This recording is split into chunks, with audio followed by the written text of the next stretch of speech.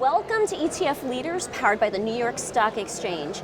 Joining me today is Sean O'Hara. He is the president of Pacer ETFs. Sean, always great to see you, and great to see you in person. It's good to be here and see you in person as well. It seems like it's been forever, so it has been. It's nice to get a big group of people like this back together. Oh yes, indeed. Well, thank you for sitting down with me. So now talk to me and tell me about what your expectations are for the markets in 2022. Well, you know, I'm probably not going to give you any information that's different than others. Interest rates and inflation are a problem. And I suspect that when you see rising rates and rising inflation, historically there tends to be a compression of PEs. And I don't think people are really taking that seriously enough. So we've seen some compression on multiples. There's probably some more to go. And then it'll all depend on what happens going forward.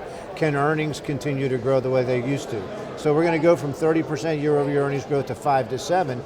But if it's not 5 to 7 and it's less than that, then I think it could be a very difficult remainder of the year for the equity markets.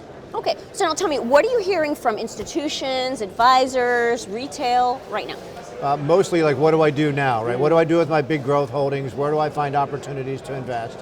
We've had a lot of success at Pacer ETFs on new flows so we started this year with about $10 billion in assets.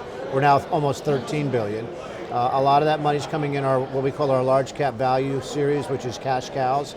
So perfectly positioned for this kind of an environment where it's an equity strategy that should do well in a rising rate, rising inflation environment because we use free cash flow and free cash flow yield as a screening mechanism. The bond market is obliterating people, so they're looking for alternative ideas there as well, and so we're having some success in that area as well. And then dealing with client expectations. You know, we've gone through 5 years of really, really nice equity returns, and I don't think we're going to see those kind of returns going forward on an average basis. And so I think a lot of FAs are starting to talk to their clients about making sure that their expectations are in line with where the market is, at least at this point in the cycle. Okay, all right, so tell me, do you have a favorite ETF in your lineup? Well, that's like asking a father, like which one of their kids is their favorite. I'll answer it two ways, okay? Okay. I'll give you the person who runs the ETF company's answer, and then I'll give you if I was thinking about where we could really add value to an FA or a client position. So the guy who runs the ETF company's answer is COWZ, COWS, Large Cap US Value. It's been a fund that's been around for 5 years. It's first percentile for 1 year, first percentile for 3 years, and first percentile for 5 years. It's what we think is the right way to identify value in this market. The old traditional price to book methodology doesn't really work because there's no tangible assets left. 90% of the market value of US stocks is intangible assets. So we use free cash flow and free cash flow yield as a way to screen. So that fund is up this year, even though the broad market's down and even though large cap value is down.